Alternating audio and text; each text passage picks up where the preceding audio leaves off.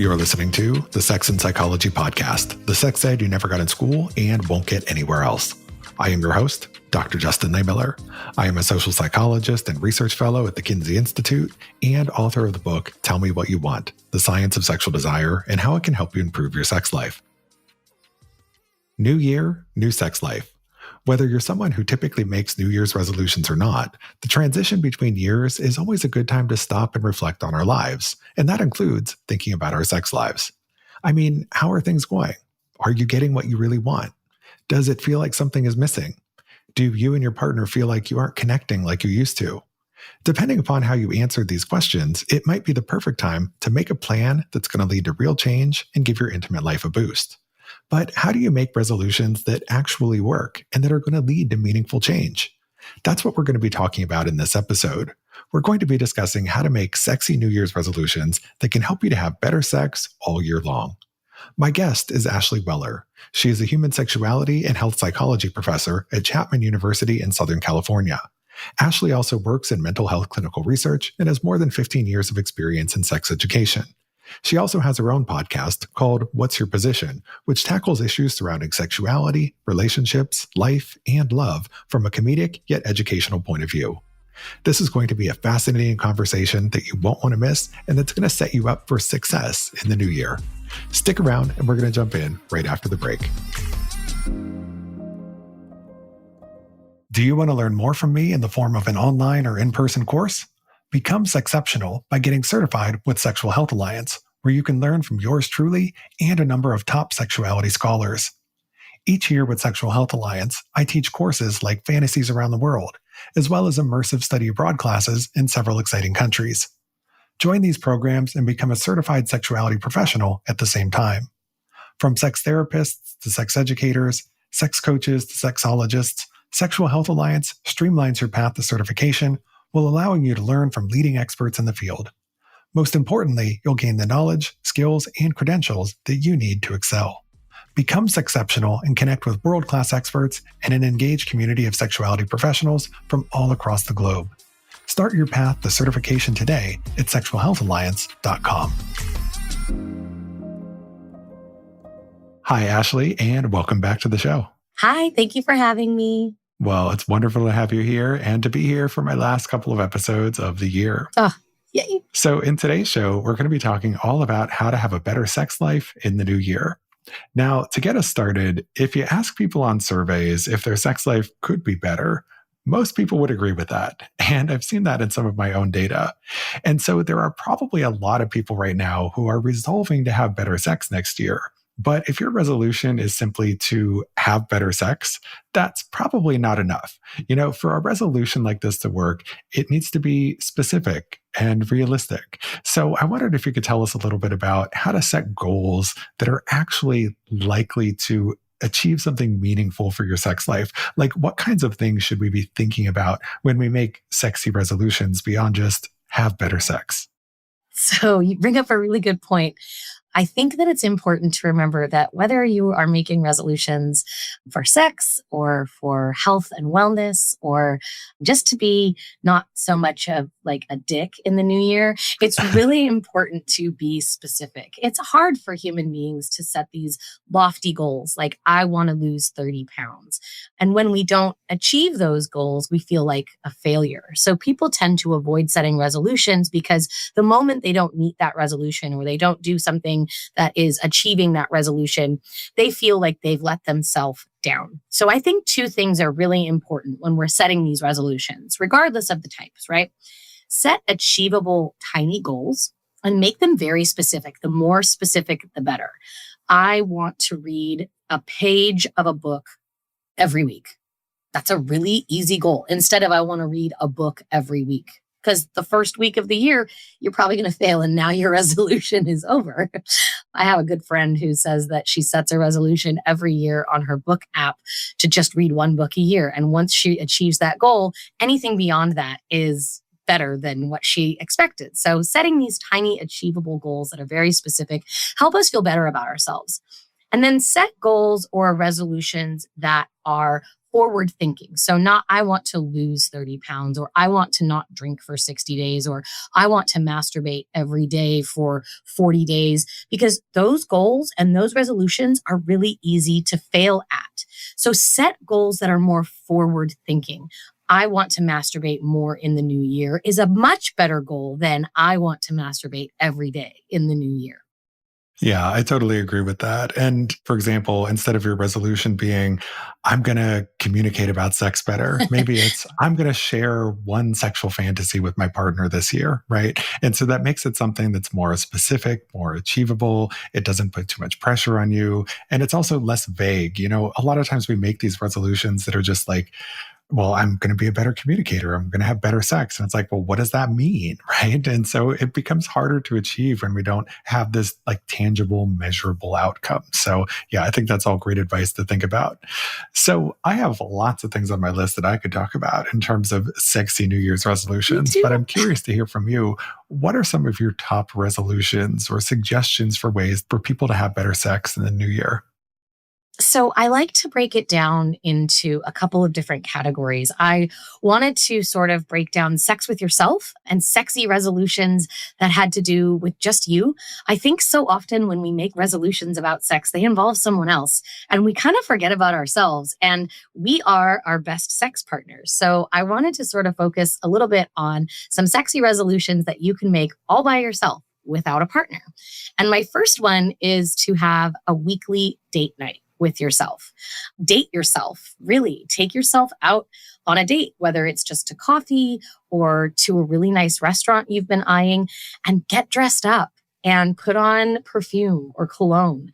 Look in the mirror and pay yourself a compliment. Or have a date night at home where you cook yourself a really delicious meal and you maybe pleasure yourself at the end of the night. But I would say try to date yourself in the new year is my first resolution. And would you say that regardless of whether somebody is single or in a relationship? I think that that could be across the board for anyone. Maybe not weekly, but maybe once a month you could try to date yourself, regardless of if you are with a partner or not. I think sometimes we get in these ruts, we get in these funks where if our partner doesn't want to go to dinner at this new Korean barbecue and we lose out on that opportunity, and then we hold resentment and then we're sad, and we could really just be adults and go to the Korean barbecue by ourselves. If your partner is not feeling sexual or has had a long day at work, you could date yourself and light some candles and get in the bathtub and have that be your monthly date night with yourself and explore your body and take on a whole new idea of like, you know, your partner understands you, but how much do you understand yourself? Like, and I think that that would actually benefit people both in a relationship and people who are single. Sometimes we lose ourselves in relationships. So it's nice to get back in touch with who you are. Yeah, so resolve to make some space in your relationship for yourself. And I think this works on so many different levels, right? We all need some alone time. We all need to cultivate that relationship that we have with ourselves. And that can include with self-pleasure, but it can also just include just having time to explore your own interests and identities and the things that are important to you, because we aren't always on the same page with our partners about what they want to do and how we want to spend our time together. And the other nice thing about this is if you're doing some things that are on your own, is that when you are back together with your partner, then you have something to talk about, right? You've got Exactly. this thing to share. Like you bring that sense of mystery back into the relationship and it gives you more things to communicate about. So I think it works on a lot of levels. So what else is on your list for sexy New Year's resolutions? Another one I really want to do because I want to do it myself and I've been putting it off for years and I hate that I haven't followed through with this. So check back in later and we'll talk about whether or not I did it. Book a boudoir session. Your body is hot right now. So I'm in this brain mindset where I feel like I was at my hottest 3 years ago. And I keep telling myself, oh, you should have done the boudoir session 3 years ago. Your body is hot right now. And you don't have to book an expensive one. You can set up your iPhone or your Samsung Galaxy or whatever and click a little timer. You can get some lingerie from your favorite lingerie site or from your local Lovers package or wherever you want. And you can do this on your own. And there's great editing apps out there. But take those pictures because you're never going to look like this again. You know, as we age, sometimes we want to look back and think to ourselves, wow, I was really hot. There is going to come a point in your life later on down the road, however old you are, in 10 years, you are going to wish you took pictures of yourself at your age right now. So make it a resolution to either book that professional one or just do one in your home by yourself. I love that advice so much because I actually did that exact thing 7 years ago. And it was something that was like super intimidating and I was really scared to do it. But what inspired me was this episode of Sex and the City that aired a long, long time ago. The episode where Samantha.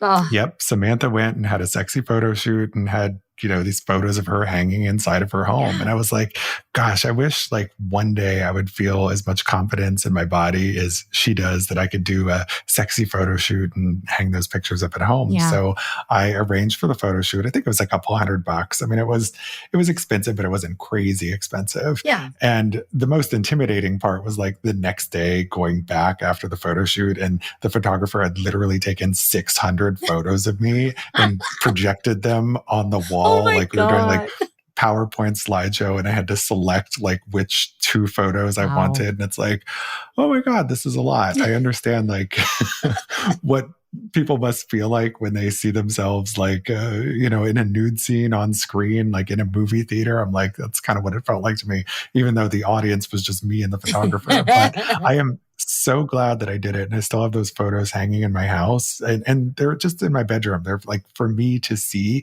but it documents like this confidence that I felt in my body. And I'd love to look at them every day. And I'm so glad that I did it because you're right. Like our bodies change and like I still feel good about how I look, but it's like, I'm really glad I did that and had that experience and will always be able to have that going forward. Absolutely. I have 2 more, if you don't mind, just for the self. And then I have others for the relationship. But my other 2 for the self is have a nude mirror ritual. So you can pick the timing, however often you want to do this. If it's after you shower every time, if it's when you're getting ready for work, if it's when you're getting ready to go to bed and you're changing into whatever you wear for bed, or if it's just once a month, start standing in front of the mirror and being gentle with your nude body. I think so often we lose sight of how intimate we are with ourselves and we're willing to let other people look at us naked, but we don't really look at ourselves naked. And it's really important, A, to have a good sense of self-image and B, to know where your genitalia is and what it looks like.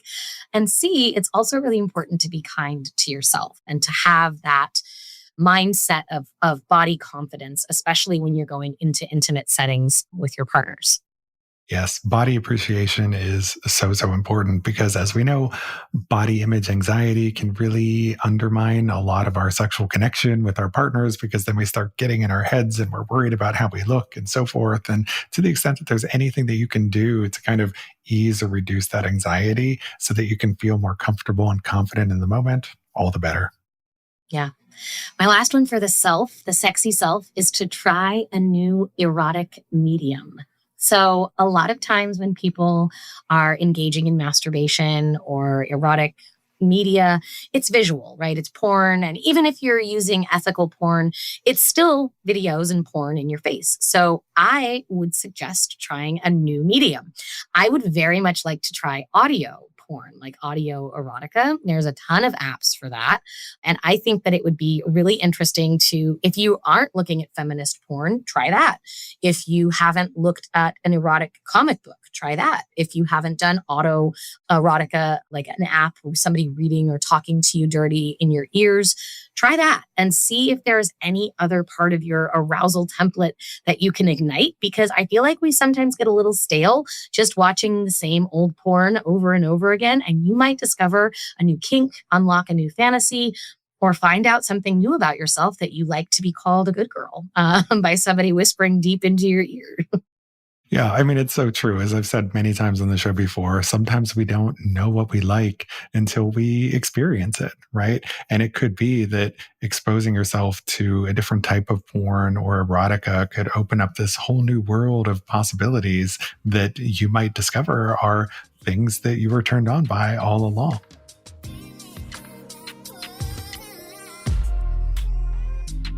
Are you looking to boost your sexual health and wellness? Well, there are a ton of supplements on the market promising to do just that. But the hard truth is that finding one that actually lives up to the hype is tough because this market is full of products that contain questionable ingredients or that frankly just don't work.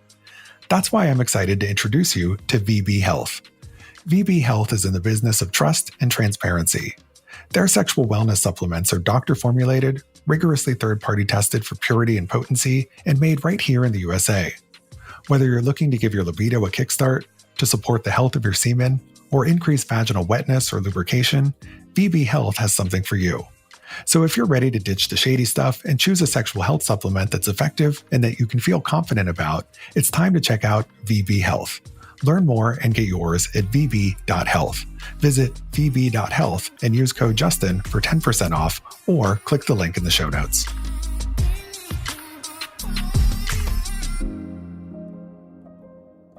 Okay, so now we talked about sexy self. I'd love to go ahead and give you some resolutions for sex with a partner, if that's okay. Absolutely. Okay, so I think that everyone who is having sex with a partner should try to do a quarterly fantasy check-in. I think that this is very specific. It gives you a time frame that you can start to come up with a new fantasy, but there's some really great research on fantasies. I don't know if you know him or not, but Justin Lee Miller did some great, he's so handsome. You should check him out. He did some really great research that shows when couples talk about a fantasy, it actually increases their relationship and sexual satisfaction. So share a fantasy every quarter.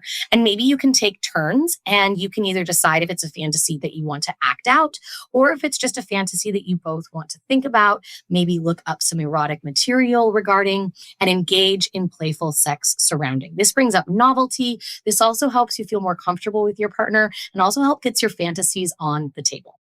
So, this reminds me of one of the resolutions that I had on my list, which is that, a lot of people feel like their sex life has just become boring. The sex is still pleasurable, but it just kind of feels routine. And so you're just going through the motions. So if you're in a situation like that, I think a great resolution could be to resolve to try one new thing in the bedroom every month. And that could be sharing a fantasy, but it could also be trying something else that's new and different. It could be trying a new toy, a new position, having sex in a different room of the house, or maybe it's playing a sexy game or giving each other an erotic massage. And so my thought was that maybe you come up with this 12-month advent calendar where, each of you writes down a series of new things you want to try on pieces of paper. You throw them in a box, a sexy box, ideally. And, I'm picturing like this hideous shoe box. Yeah. Well, it's a shoebox, but it's a sexy shoebox, right? But it's a sexy shoebox. Yes. And every month you're just going to pull one thing out. And I like an approach like this because it gives you that continuous prompt to try new things, because it's like, all right, here's that day of the month where we pull out the sexy shoebox and we take one new thing out of it and we're going to try it. And so it's fun because it gives you this opportunity to regularly try new things. And we know that novelty is so important for keeping passion alive in relationships, but it also helps to build up the anticipation factor. Like, ooh, what are we going to try this month? Ooh, it's shoebox night. Right? What's going to come out? Shoebox. Okay, maybe not a shoebox, but just put it in a sexy box. It's sex box night. How about that? Yes, the sex box. I love that. I think novelty is really important and it keeps relationships fresh and alive.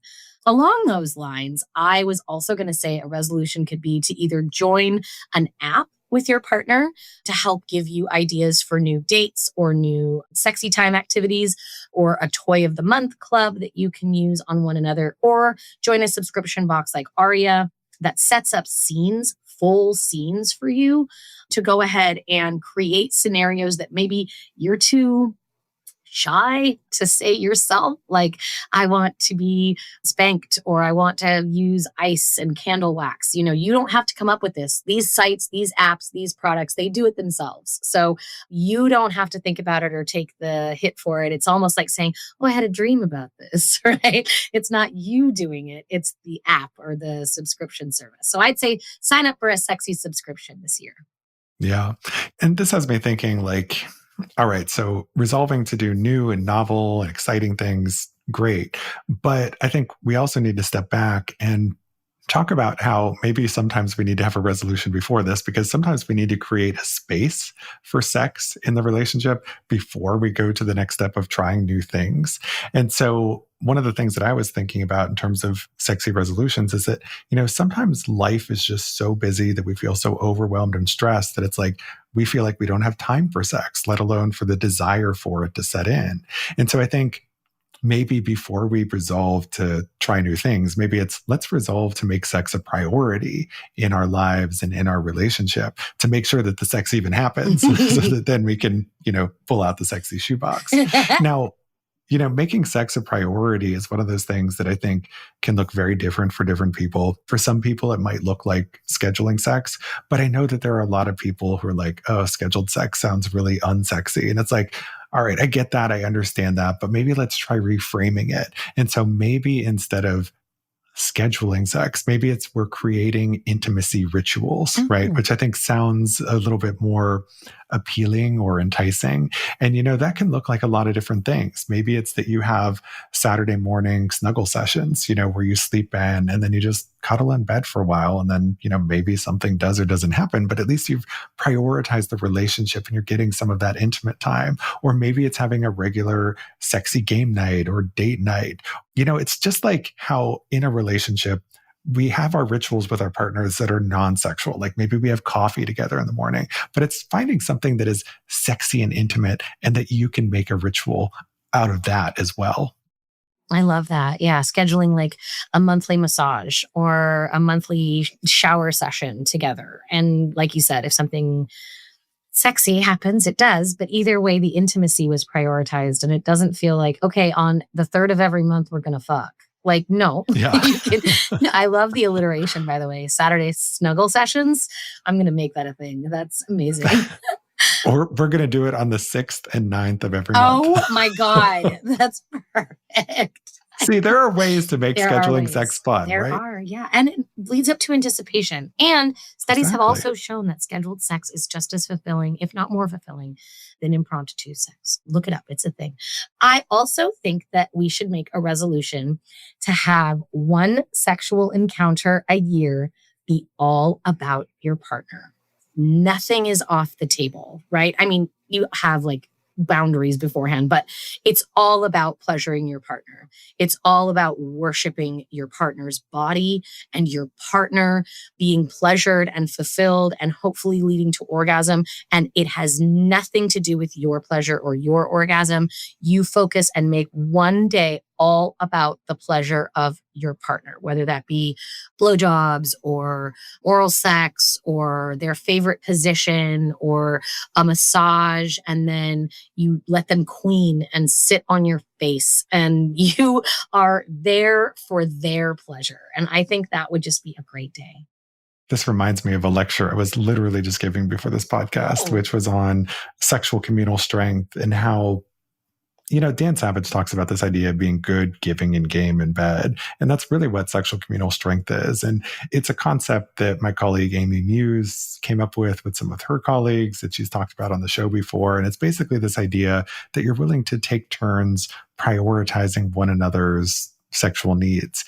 And the couples or thruples or however many people are in the relationship who do this, who take these turns, they are the happiest. They're the most sexually satisfied and content. And it's because we're willing to take turns with each other. It's not a one-way street in the relationship. And so everybody is getting their needs met. And so I think resolving to be more communal in that way, to kind of take those turns can be really helpful, really beneficial for the relationship. And, that might mean that like sometimes we do something that like we don't totally want to do. And it's not like we're saying, go past your nose or your firm limits. Like we're not saying that at all, but it's like, you're kind of like, like I could take it or leave it, but I'm going to do it because my partner really wants to do it. Right. Yeah. Just like how if your partner wants to go to this restaurant for a certain type of food, you're not really into it, but they love it and it makes them happy and you're happy to see them happy. So you're going to go, right. And you're still going to have a good time.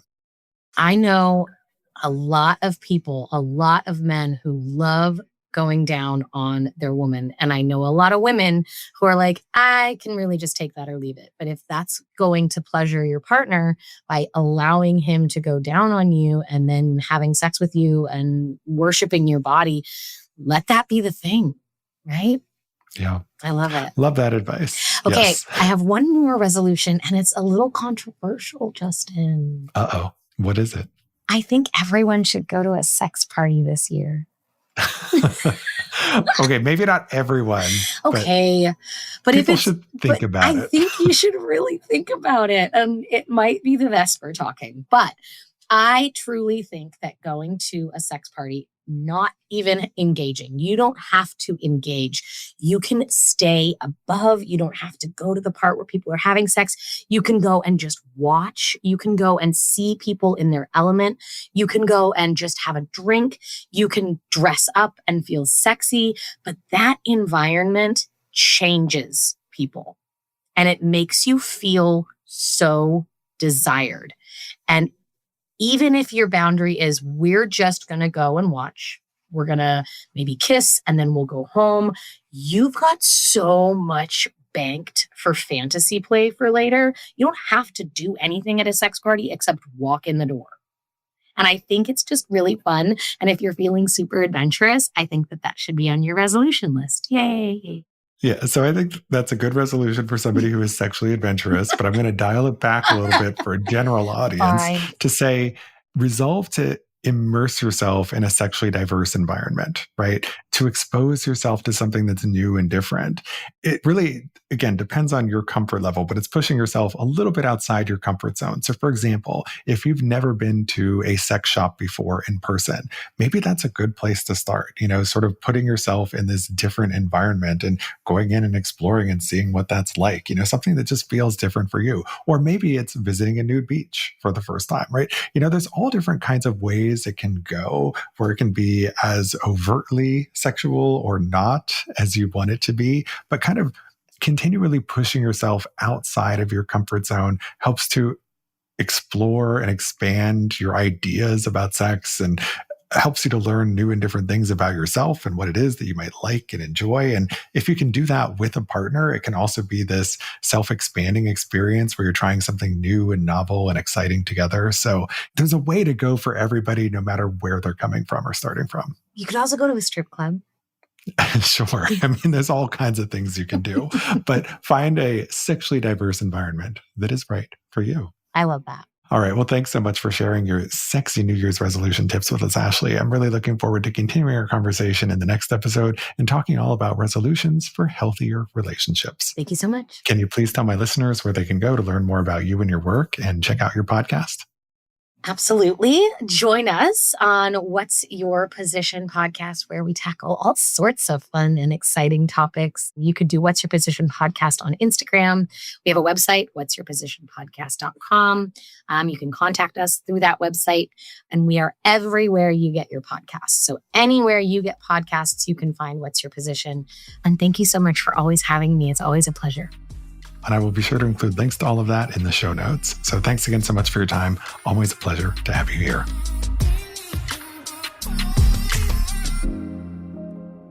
Thank you for listening. To keep up with new episodes of this podcast, visit my website, Sex and Psychology, at sexandpsychology.com, or subscribe on your favorite platform, where I hope you'll take a moment to rate and review the show. If you listen on Apple Podcasts, please consider becoming a Sex and Psychology Premium subscriber to enjoy ad-free listening for just $3.99 a month. You can also follow me on social media for daily sex research updates. I'm on Blue Sky and X at Justin Lehmiller and Instagram at Justin J. Lehmiller. Also, be sure to check out my book, Tell Me What You Want. Thanks again for listening. Until next time.